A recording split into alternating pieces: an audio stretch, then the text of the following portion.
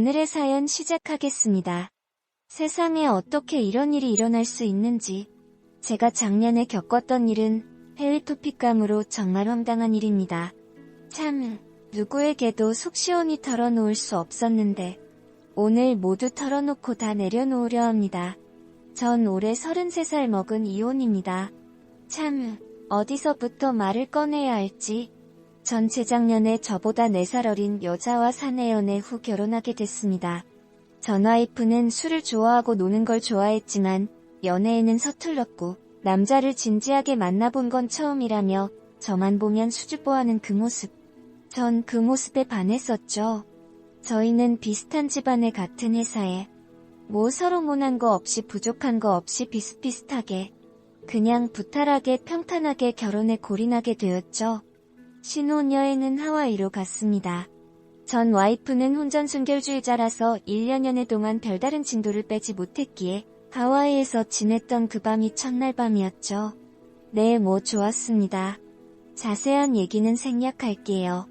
아무튼 그렇게 행복한 시간을 보냈었고 전 술을 잘 못하지만 전 와이프는 타고난 술꾼이었기에 일정 내내 제가 먼저 골아떨어졌었고 전 와이프는 새벽까지 혼자 술을 마셨는지 아침에 눈을 떠보면 비몽사몽 제 옆에서 잠들어 있었습니다.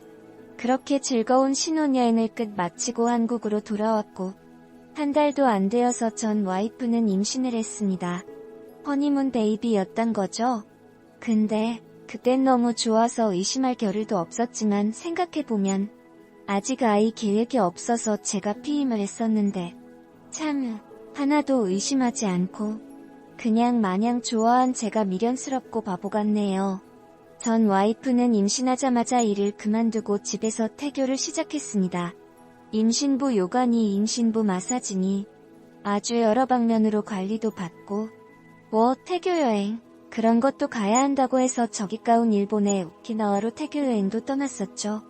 혼자 벌기 때문에 좀 부담스러웠지만 내 아이를 가진 와이프가 안쓰럽고 또 힘들어하는 모습을 보니 정말 하나도 아깝지 않았습니다.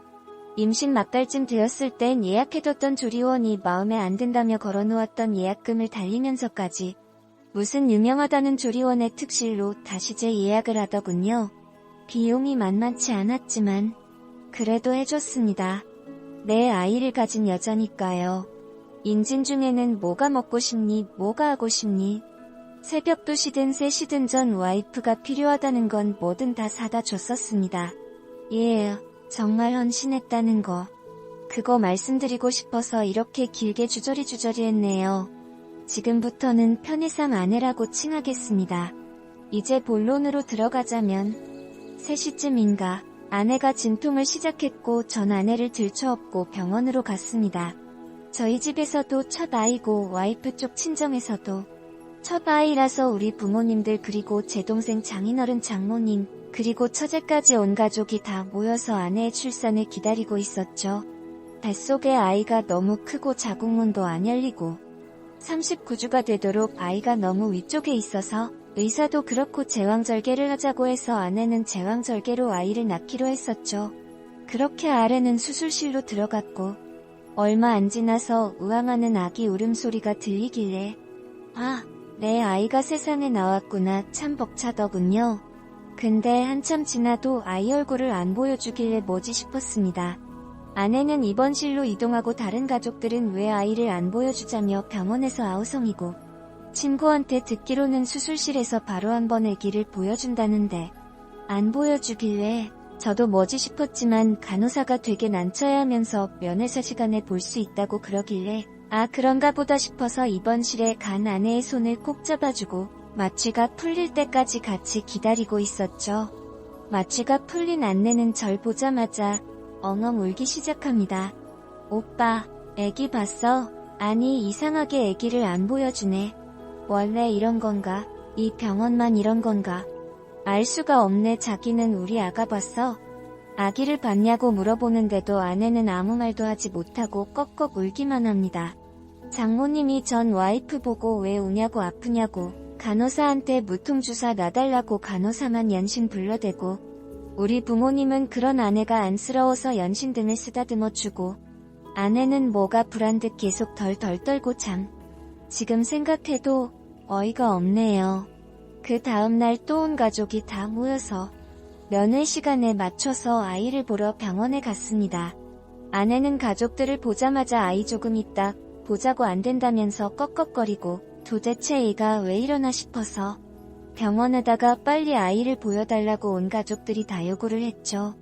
간호사는 되게 난처해하며 남편분만 이리로 오세요 하면서 절 부르길래 원래 이 사람 저 사람 다 보면 병균이 옮을 수도 있으니까 남편만 보여주나 보다 그리 생각하고 아내와 함께 신생아실로 갔죠. 아내는 신생아실로 가는 내내 휠체어 위에서 손을 달달달 떱니다. 전 아무것도 모르고 어휴 애기가 그렇게 보고 싶냐? 덜덜 떠는 아내 손을 꼭 잡아주며 신생아실로 가는데 간호사가 데리고 나오는 아이 좀 피부가 까무잡잡합니다. 눈도 너무 크고 까무잡잡하고 아무리 봐도 동양인이 아닌 것 같고 아내도 저도 피부가 흰 편인데 까무잡잡한 아기 흑인 계열 그런 모습으로 보이더군요.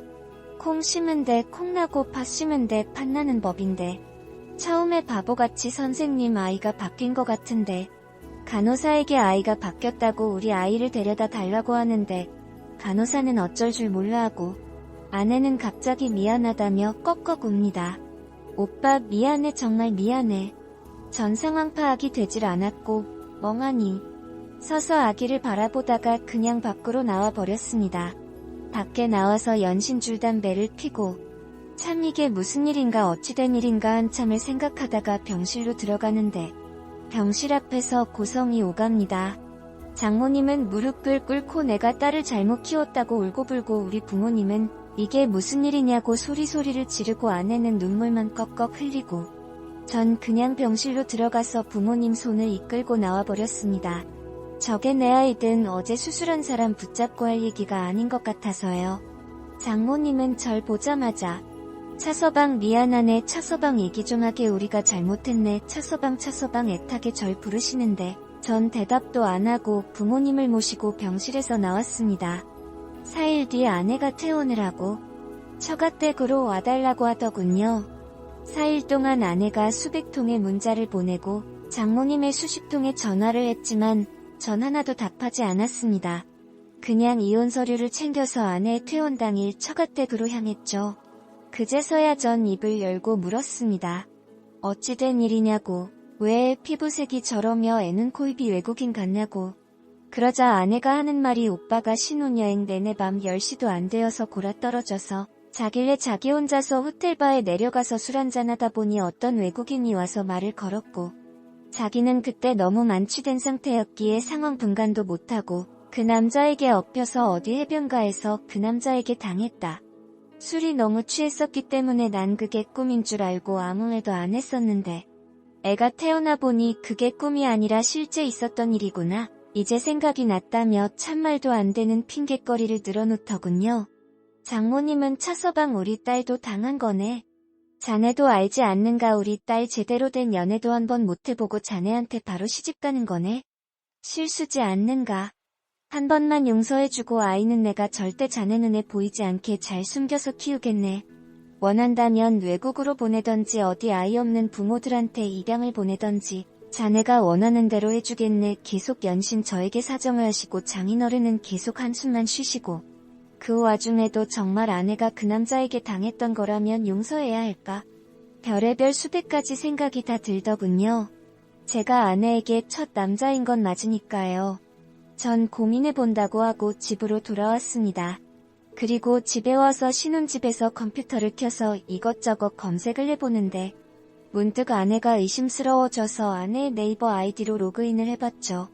참 제가 판도라의 상자를 열었더군요. 아내는 네이버 지식인의 천연막 수술 소음순 성형 임신 중 친자 확인, 해외 입양 등등 참 여러 질문을 올려놨고 그 질문들을 모두 읽어보니 아내에게 제가 첫 남자가 아니라 아내는 수술을 해서 처녀인 척 했었던 거였고 그 남자에게 당했다는 사실을 까맣게 잊고 있었던 것도 아니고 실은 다 알고 있었기에 임신 중에 친자 확인을 할 수 있는지 애를 가족들 몰래 낳을 수 있는지 참 이것저것 말도 안 되는 질문들을 연신 하루에도 2~3개씩 했더군요. 참 지금 생각해보니 당했다는 것도 거짓 같습니다. 당했으면 남편이 나한테 말해서 그 남자를 잡을 생각을 했어야지. 전 그냥 두 말 안 하고 그 지식인 질문들을 프린트해서 이혼 서류와 함께 아내에게 보냈고, 아내는 군말 없이 이혼 서류에 도장을 찍었습니다. 그렇게 저의 짧은 결혼 생활이 끝났고, 아내는 지금 무얼 하는지 전혀 소식을 모릅니다. 동기에게 물어보니 육아 휴직을 끝내고 퇴사했다고 하더군요. 저도 회사에서 이미 소문이 다 난 터라 더 회사를 다니기 민망해서 다른 회사로 이직을 했고, 참 저도 지금은 담담하게 글을 써내리고 있지만 그때 당신은 술독에 빠져서 매일매일 술만 마시고 그렇게 지냈었네요. 지금은 그냥 아무 감정도 없고 아무렇지 않습니다. 그래도 뭔가 제 마음속에 남아있는 응어리가 있었는데, 이렇게 많은 분들이 보는 유튜브 채널에 제 얘기를 공유하고 나니까 뭔가 한결 마음이 더 편안해집니다. 저도 이제 좋은 인연 만나고 싶은데 세상에 아무 여자도 믿을 수 없을 것 같아서 이렇게 평생 혼자 살아야 하나 싶습니다. 긴 글 읽어주셔서 감사합니다.